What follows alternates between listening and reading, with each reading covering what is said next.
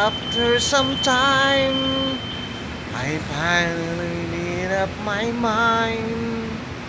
She's the girl, and I really want to make her mine.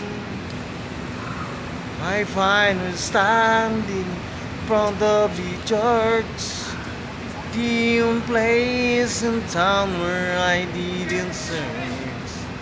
She looks so happy in her wedding dress, but she's crying while she's saying this.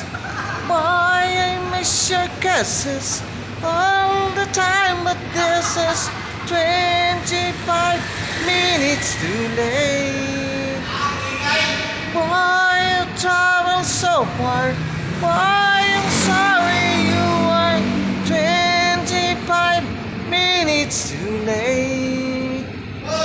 Against the wind, I finally home again.